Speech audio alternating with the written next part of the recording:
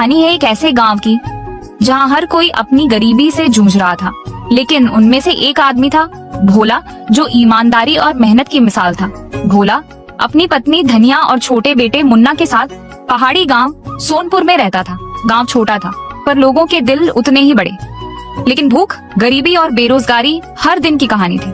पहाड़ी रास्ता, भोला कुल्हाड़ी और रस्सी लेकर जंगल जा रहा है। भोला मन में सोचते हुए, अगर आज ज्यादा लकड़ी काट लाया तो शायद मुन्ना को आज स्कूल भेज सकूं। उसका सपना है मास्टर बनने का। भोला हर दिन सूरज निकलने से पहले जंगल चला जाता, लकड़ियां काटता और शाम तक शहर के बाजार में बेचता।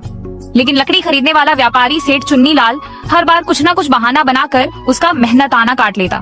शहर की मंडी, सेठ चुन्नी लाल का गोदाम। अरे भोला, फिर वही मोटी लकड़ियां, इनका कोई काम नहीं। देख, आज बस 50 रुपए मिलेंगे। सेठ जी, लकड़ी बिल्कुल सूखी है, सुबह सुबह ही काटी है। बहस मत कर, पैसे चाहिए तो यही ले, वरना चल निकल।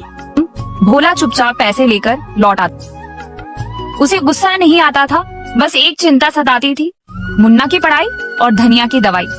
उसकी ईमानदारी और मेहनत ही उसकी सबसे बड़ी पूंजी थी। भोला अब तो ये भी सोचने लगे हैं कि मुन्ना को पढ़ाना ठीक है या नहीं, पेट भी तो पालना है। धनिया, पढ़ाई ही तो मुन्ना की जिंदगी बदल सकती है। हम गरीब जरूर हैं, पर सपनों में अमीर हैं। एक दिन जब भोला लकड़ी काटने गया तो जंगल के अंदर एक अजीब सी आवाज सुनाई। ये क्या है? कहीं कोई मुसीबत तो नहीं? कोई गड़गड़ाहट। वो आगे बढ़ा और देखा एक बूढ़ा आदमी गड्ढे में गिरा हुआ था, कपड़े फटे, शरीर जख्मी। कोई और होता तो अनदेखा कर निकल जाता, लेकिन भोला नहीं। बाबा, आप घबराइए मत, मैं आपको बाहर निकालता हूँ। भोला बूढ़े को कंधे पर उठाकर गांव लाता है। अरे ये कौन? कोई मुसाफिर लगता है, जंगल में गिर गया था। पहले इनका इलाज करवाना जरूरी है। आप भोला ने अपनी दवाई के पैसे तक उस बूढ़े आदमी पर खर्च कर दी। खुद भूखा सोया, लेकिन मेहमान को भरपेट खाना। कुछ दिन बाद बूढ़ा आदमी स्वस्थ होकर बैठा है।